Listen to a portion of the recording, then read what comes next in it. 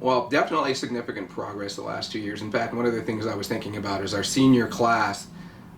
We have two players that were here before I arrived who have gone through this entire process, and I really think they're going to end up being kind of the culture keepers, the ones that can remind the team of how far we've come over the last 2 seasons. And I do think it's going to be a challenge to try to continue to build upon that. That's a wonderful foundation. Anybody would love to have that type of a start. But I do believe our girls are hungry for more. I think in the conference championship, seeing how good Westminster was and knowing that we want to get there, the girls are coming in with a little chip on their shoulder and wanting to be even better, wanting to improve on what we did last year and seeing if we can get back to that championship match again. Amanda Schmidt, I'm going to start off with, she walked on my first year actually, but she has become our team chaplain and really takes that role to heart as a servant leader and has really embraced her opportunity to minister and mentor the younger players. Sets a great example for us, not only on the court but off the court, with her integrity and her character. And I think that's going to be critical as we seek to redevelop and launch our culture again this year.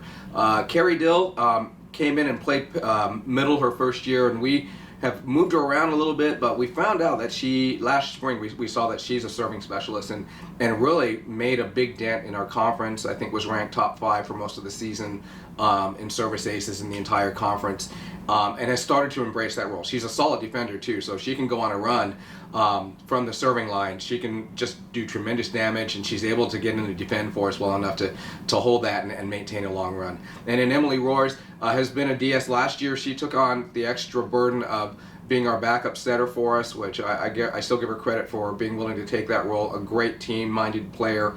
We're moving her back into the defensive specialist role this year, and I think she'll go ahead and earn some time, probably right back or middle back for us. But again, just a culture keeper, has always been a great personality, a great team-minded an athlete that will help us a lot as we move forward. So, and it's going to be interesting with that class. We won't have Maggie Troxel with us, just still dealing with recovery from her injuries from last spring. But Faith Keating has been a tremendous asset for us the last 2 years, a two-time all-conference second team as an outside, but not just as a player, but as a personality on the floor. She helps us really play free and play loose. Has a wonderful, enthusiastic attitude that I think is going to be at the core of who we are as a team. We're bringing in a transfer, Robin Collier, who is from California, played in the JUCO system out there, and the California junior college system is a strong junior college system. So she's bringing in tremendous game experience at the right side. I think that she's going to probably earn a starting spot pretty quickly. Obviously, everybody has to fight for that, but I think that she's going to contribute tremendously on the right side for us as a hitter and as a passer as well.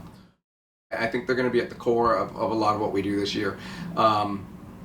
Anna DeGraff, you have to start with her as the newcomer of the year in the conference last year. We're hoping she just continues along that progression.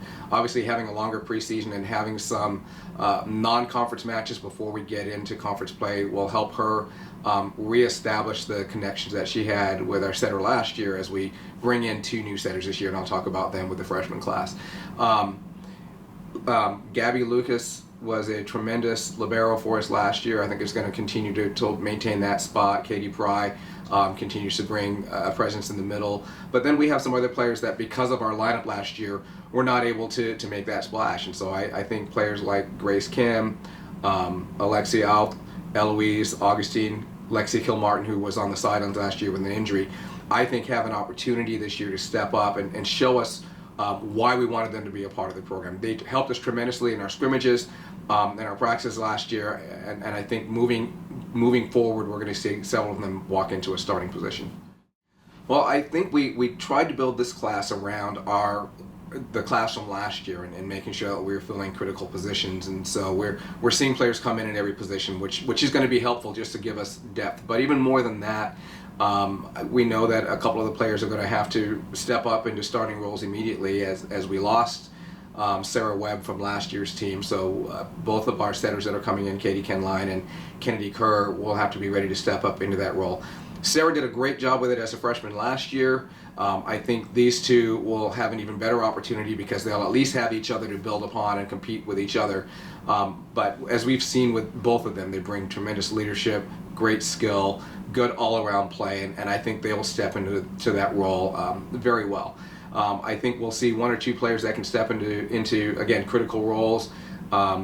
I think of Audrey Donnelly, who was our first recruit from that class and has really been instrumental in helping us build a class around her. I think is going to be a big presence up front, either in the middle or on the right side for us, and we're looking forward to seeing how she connects with our setters as we come in.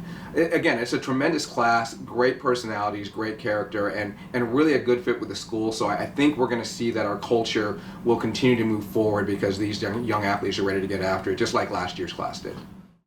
Well, on the Calvin trip, we're starting off the school year with that, with our season with that, because this group really wants to get an idea of what the top teams in Division III look like. And Calvin has been traditionally one of the strongest programs in the nation, and they always carry a top class tournament. So going there, we're going to see some high level competition. We're going to be challenged tremendously, but it'll be great. It's a great growing experience for us. We saw that last year when we played Carnegie Mellon, that elevated our game, which I loved to see that the players responded to that level of competition and adjusted their game and raised their level of play. And I think this tournament, even as challenging as it is, I think it is going to raise our level of play as we move into conference play. And again, that's part of our mindset, to want to be better when it comes to walking in to play our top teams or possibly get into the postseason again this year. We know more what to expect, and so we wanted to have a true challenge. Some of the regional matchups, I think, are going to continue to carry us and give us the opportunity to develop the core of our team, not just our starting lineup, but those that are also coming in off the bench and contributing. So we'll have a chance to try some different lineups and build the program so that not only do we have our starters ready, but we also have our reserves ready to step up if needed as we move into conference play. Well, we definitely agree about Westminster. They didn't graduate anybody from last year, so they're returning everybody from that strong team we saw last spring. And so they're going to set the standard for our conference. I think the battle is going to be for second, third, fourth, possibly even fifth. I believe we're going to be fully in that mix. Geneva has always been in that mix. They graduated out a couple of significant players, and so they've got to make some adjustments to their program.